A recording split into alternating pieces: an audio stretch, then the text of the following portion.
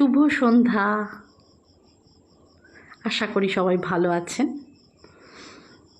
আজ সন্ধে মিনি আমাদের একটা দারুণ বিষয় উপহার দিয়েছে।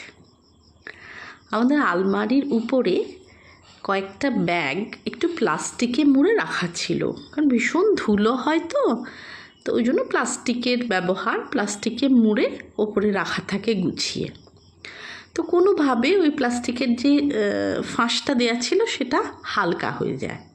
তো আমরা গল্প করছি নিচে বসে, খাটের মধ্যে বসে গল্প করছি, এমন সময় দেখছি যে আলমারির উপরে খড়খড় মরমর শব্দ।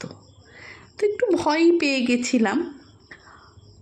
তারপরে আমাদের সমস্ত ভয়ের অবসান ঘটিয়ে ওই খড়খড় মরমর থেকে মিনির দুটো চোখ বেরিয়ে এলো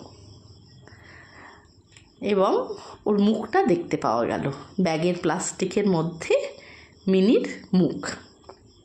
তো আমরা তো খুব হাসলাম। বিড়ালদের স্বভাব এটা যে ওরা কোনো ছোট জিনিস, কোনো গর্ত বা ছোট কিছু প্লাস্টিকের ভিতর বা চাদরের কোনো কোণ থাকলে ওরা খুব সহজেই তার মধ্যে ঢুকে যায় এবং নিজেদেরকে কুণ্ডলি পাকিয়ে নেয়, নিয়ে মুখটা বার করে বসে থাকে। মানে ওরা ভালোবাসে, এটা ওদের স্বভাবসিদ্ধ একটা বৈশিষ্ট্য। তো মিনি যবে থেকে এসেছে আমাদের বাড়িতে আমরা অনেক কিছু শিখছি, কারণ এর আগে অনেকে দেখতাম পোষ্য হিসেবে তাদের বিড়াল থাকতো, কিন্তু আমরা কখনো তো ভাবিনি। কিন্তু মিনি যেদিন এলো আমাদের বাড়িতে, তারপর থেকে ওর প্রায় 1 বছর হয়ে গেল।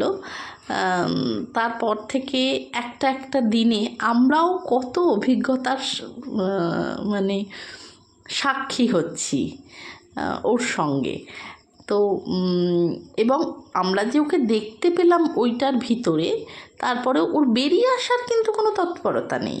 ও যে বেরিয়ে চলে আসবে বা আমাদেরকে দেখে চট করে না, ওখানেই থাকবে, বরং আরও ভিতরে কি করে ঢোকা যায় সেই চেষ্টা করবে। প্লাস্টিকের মধ্যে নখগুলোকে দেবে, দিয়ে খড়খড় শব্দ করবে। হ্যাঁ, তো এইটাই ব্যাপার। প্রতিদিন নতুন নতুন অভিজ্ঞতায় সমৃদ্ধ হই। সবশেষে জীবনকে ধন্যবাদ যে প্রতিদিন একটা মানে নূতন বিভিন্ন ঘটনার সাক্ষী হতে পারা, হ্যাঁ, এবং তার থেকে শিক্ষা নেওয়া। তো ভালোই লাগে, বেশ ভালো লাগে যে কোনো ফুরসত নেই, কাজের শেষ নেই, তাতে জীবনটা বেশ কেটে যায়। হ্যাঁ, এইভাবেই চলুক জীবন। আর কি, চলো টাটা।